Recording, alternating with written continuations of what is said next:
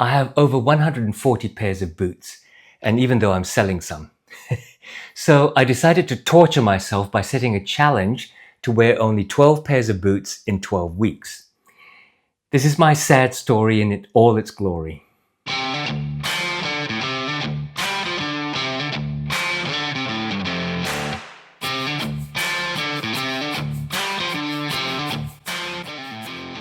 How you going? Welcome back to Bootlosophy, and my name is Tech.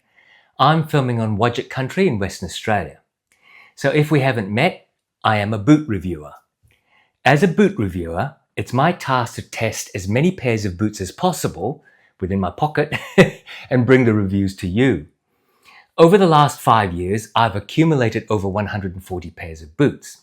Now, when I declare this, some comments always turn up about how that's stupid, how I'd never wear most of them in any given year, and I should just stick to the boots I wear. In my defense, it would be a pretty sparse boot review channel if I only owned, say, a dozen pairs of boots for different purposes in my life and only brought you reviews of the same dozen pairs of boots over and over again. Also, I am a boot collector. Like some people collect stamps, coins, or dolls. So while I love my boots, no, I don't get a chance to wear them in any normal frequency. Not all my boots are new and at new prices, of course. About half of my collection was bought from eBay. And since my channel has grown, I get offered boots to review. I'd say about 30 pairs out of the 145 or so have been given to me for review. And I declare those in the reviews. As I said, I'm also refreshing my collection by reselling them on my website. So if you're a size 7.5 UK or 8.5 US and you like some of my boots, go check out my website on bootlosophy.com. Because I do have so many pairs, and I do like switching them every day, often twice a day, I've always found it impossible to conceive of joining Ben's Stitchdown Patina Thunderdome competition, where you enter to wear one pair of boots for 6 months to develop an honest patina. You win great prizes, so if you're interested, their website is down below. However, I've wanted to try to wear a few favorite pairs regularly and actually develop a regular wear patina. So I decided to start my 12 boots in 12 weeks personal challenge, and I started off in August this year with my introductory video where I set out which 12 pairs of boots I'd chosen, then followed through each week with a report for the week.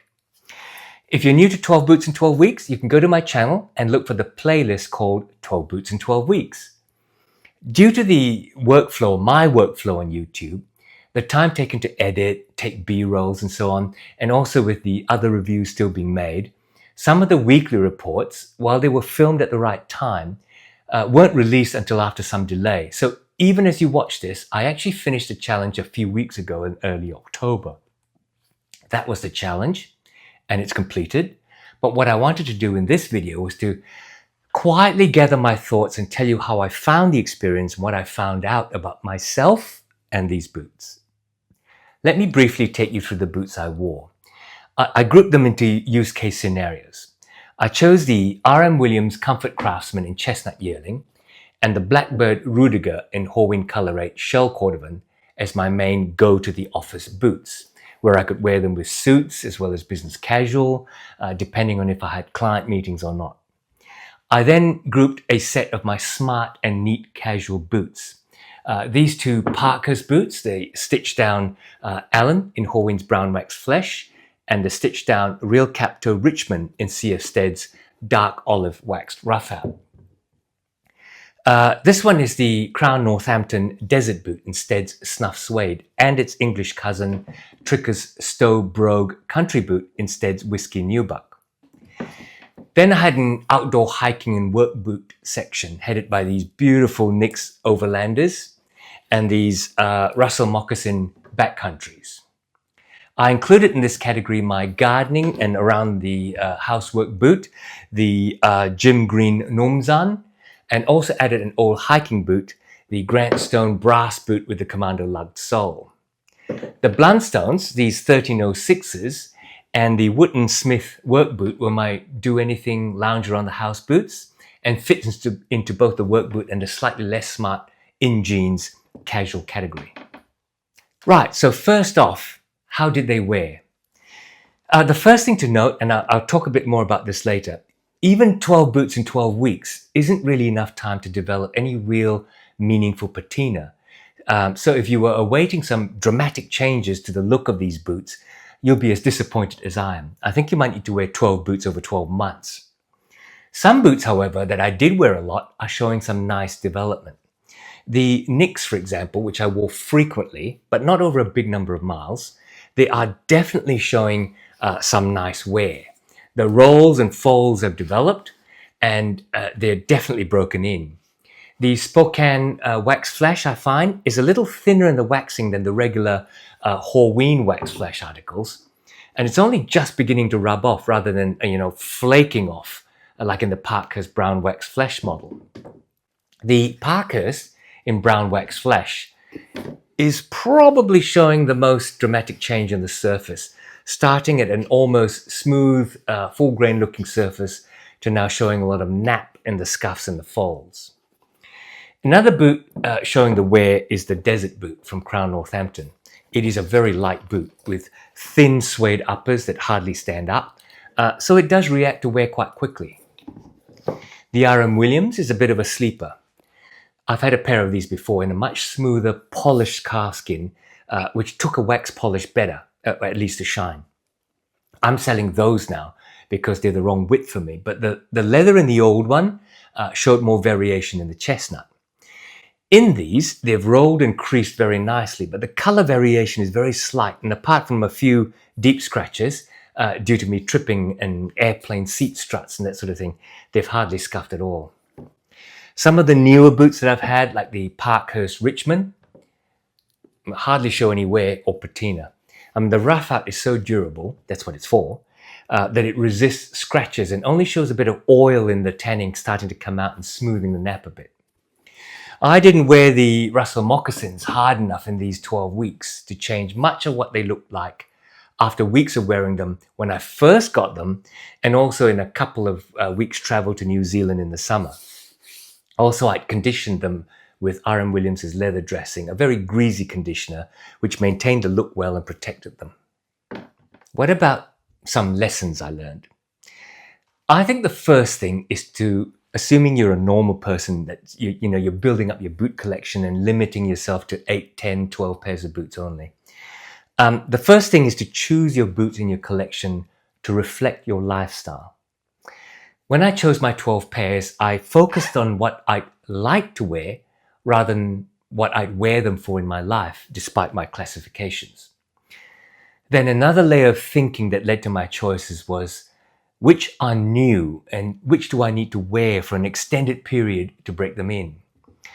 It's like when you go to a really good restaurant and your eyes are bigger than your stomach and you order too much. I chose dressy boots because I knew I'd be wearing them to the office. But I only chose 2, thinking I could back them up with the smart casual choices. I also chose outdoor work boots because of my previous lifestyle and with no mind to the season. I also picked a couple of pairs that I hadn't worn for a while and remembered how good they were. If you've been following me, you know that up until about a year ago, my wife and I spent a lot of time hiking in the bush, at least 4 or 5 hours a week on the weekends. And up until then, she has a couple of investment properties that I was renovating for her, tearing out kitchens and toilets, rebuilding kitchen cupboards and tiling and so on. But about a year ago, she and I both had health issues, and we just don't go hiking so much. In fact, she doesn't at all, and I go maybe once a month. And on top of that, a lot of work around the house and in her investment properties have stopped. They're actually quite finished. As for working in the yard, this challenge took place over winter, meaning I didn't really go into the yard a lot. So the choices of outdoor and work boots was too much. I just didn't do that sort of activity very much in these 12 weeks, and I could have just picked one boot to wear for that category. As for the smart, neat, casual category, there were more from the I need to break these in, and so when it counted in pairing with office clothes, they really didn't work so well. This meant that the boots I wore the most were the RM Williams and the Blackbird because of my 5 days a week in the office activities, backed up by the Trickers, which was a good casual boot. When I was off work or sometimes less dressed up at work or traveling into the bush up north, I used the Parkhursts as well as the Blundstones and the Wootons. They were easy pull-on boots for going to the shops or taking the rubbish out as well. I hardly wore the Brass boot or the Russells, and the only reason I wore the Nicks as much as I did was because I put them on to go for my daily walk in our local park. I hardly wore the gym greens in these 12 weeks, although Scouts Honour, in the summer, they get a lot of use in the yard. The second learning was, of course, one that I already knew. For a good pair of boots, the more you wear them, the more comfy they become. It's not just the act of breaking in, it's also about shaping them to your feet. Not only the soles, of course, as your weight settles into the sole. Even the uppers will warm and stretch and adapt to the 3D shape of your feet. Looking back now, there are a lot of boots in my overall collection that I love, but it takes a bit to decide to wear them on a day because they are a bit stiff. I need to wear those more. And of course, the more you wear them, the more worn in they look, whether that's showing a rugged dome-winning patina or whether it's just showing some lovely rolls and slight scratches and color variations as the oils move around. I know with my collection, I'll never get an award-winning patina, but in some of these, the gentle evidence of wear is patina enough for me. I like taking care of my boots. The third thing I most felt was that in wearing a pair for an extended time, like when I wore the RMs for a week, or the Nicks in Tassie, or the Russells in New Zealand, you get to feel the nuances of the fit, the comfort, and even what's best for what use you will be putting them into. Each use has its own lessons in comfort. And one thing that's very important, finally, the stress of having to choose a pair from a limited range every morning is real. When there wasn't a limitation, my thought process in the morning was, I haven't worn that for a while. Or, I feel like those today. Or, I'm wearing green chinos, so I'll go for those. When you have a limited and somewhat poorly chosen selection, you end up with, well, I'll have to wear those because I didn't last week. What the hell outfit's going to go with that? First world, entitled, middle-class problems, I know. But I think that translates to the same if you only have 6 to 12 pairs of boots. Choose them for your lifestyle and choose them for the style of clothing you wear and what you're going to wear them for. If you're a manual worker, choose more boots that are tough and durable, that will go with work pants and have fewer smart pairs to go out with. If you're a 5-day-a-week professional office worker, choose mainly dressy and smart casual that will go with your office clothes and have a couple of pairs of work boots and maybe a casual pair in more casual rough out or kudu or rambler or something in a green, say, or a red. Otherwise, you're going to need a bigger wardrobe. So that's my experience in this experiment. Would I do it again? Probably not, and probably not because with my extensive collection, I don't have to. I know, that's a privileged point of view that some viewers are going to hate, I know. Did I enjoy it? It's a balance. No, I did not enjoy it because I felt it was too restrictive, at least with my clothing choices. Yes, I enjoyed it because some boots I wouldn't have broken in properly otherwise, and I enjoyed feeling them getting more comfortable. I know not many of you can do this. You won't be a boot reviewer with a massive collection. But if you're building a good collection, choose the right boots despite what your heart says about what you want. Your heart will say beautiful things about these beautiful leathers and styles. One thing it's got me thinking though is that I have ignored many pairs in my collection because they're not so comfy. But really only because I haven't worn them for a dedicated period of time, like when I go on holidays and I take 2 pairs of boots. I'm going to make sure I find the chances to do that now. And I haven't given up getting back out there hiking. So over the summer, I'll go and see the doctor, see how I'm going and get myself fit. And I'll be out there with my tougher outdoor boots. Want to see how I go? Click on like and subscribe and come on my journey with me. Until then, take care and see you again next week.